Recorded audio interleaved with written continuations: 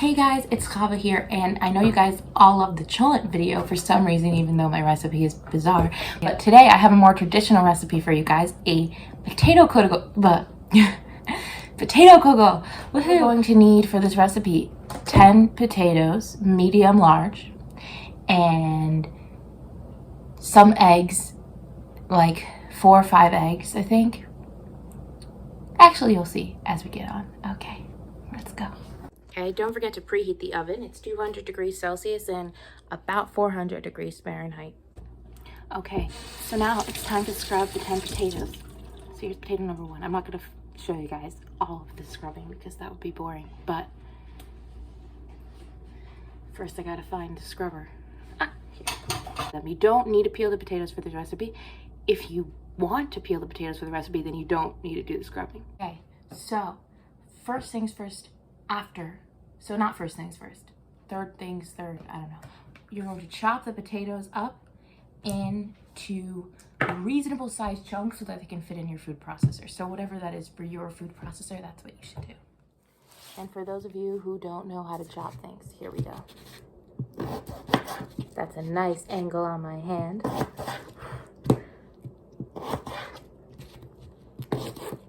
I think these are reasonable sized chunks. Not these, like these are reasonable sized chunks. So now I'm going to do that with the rest of my potatoes. And look at all these reasonable chunks. The beauty of this is that you don't have to take the peel off, which is super nice. And I like that because the peel is actually the most nutritious part. I listened to a podcast about scurvy, and it said that some sailors that got scurvy had potatoes with the peels because the vitamin C is apparently under the peels. Someone fact check me on this, but that's what I heard in this podcast. And then it saved their life because scurvy is caused by a lack of vitamin C. Anyway, so this potato kugel could save your life if you have scurvy. Now I'm gonna add the potatoes to the food processor.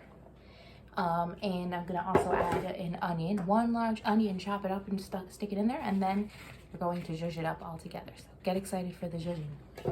Okay, it's zhuzhing time. So plug this in here.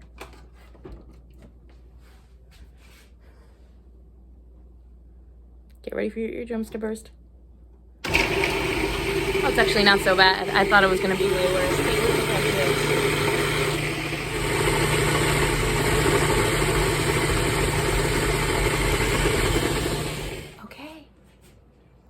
Ready. Okay, so now we're gonna add like 3/4 of a cup of oil. Just kind of pour it in. When you think it's 3/4 of a cup, then you stop. And some salt and pepper and garlic to taste. And I'm gonna add a few other spices because my family's not a big fan of garlic or pepper. And something else. Oh yeah, eggs. And 3 to 4 eggs. It's really not a precise recipe, so kind of just do what floats your boat. Okay, here we go. A little more. Okay, that should be enough. Okay, and now some eggs. I don't usually use egg beaters, but we're a little bit short on eggs, so we're going for the egg beaters. I don't even think they sell egg beaters in Israel, but lucky for me, I'm visiting America right now. Let's see. This is enough. Now time to shake in whatever spices you feel like it. You feel like, not you feel like it, that doesn't make any sense. Every time I put spices in things, I think of the song by Simon and Garfunkel. Because I put a lot of those spices in.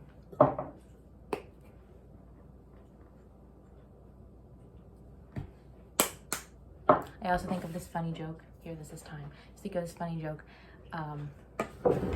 by, what's their name? But, it's not by anyone. But this funny joke that I read once, it's like, what's Charles Dickens' favorite spice? The best of times and the worst of times.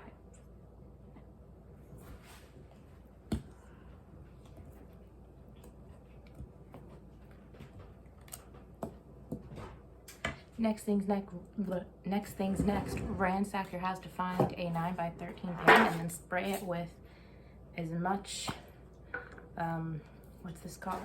Everyone calls it Pam, but I think it has a real name because this is not Pam. It's like Windex, you know? It's called cooking spray. Is it possibly Pam? And then here comes the satisfying dump. Here we go.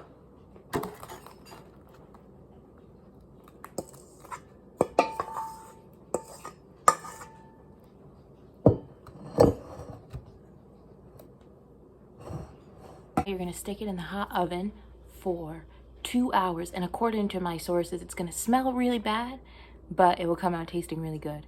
And whenever my source has made potato cocoa and I've been in her house, it hasn't smelled really bad, so I don't know what she's talking about, but it always tastes really good. Okay, may God be with you.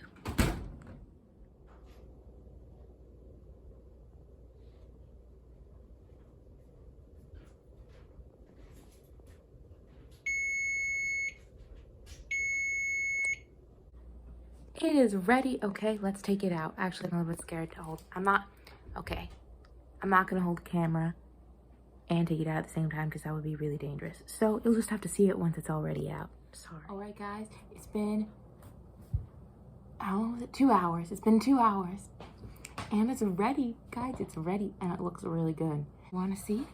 Look at this potato cocoa. It's so nice. Looks exactly as mushy as a real potato cocoa should. It's a great potato cocoa, guys. I hope you like it as much as my family will like this potato cocoa. And have a good one. Good Shabbos. Yeah, mostly we eat these on Shabbos. So good Shabbos.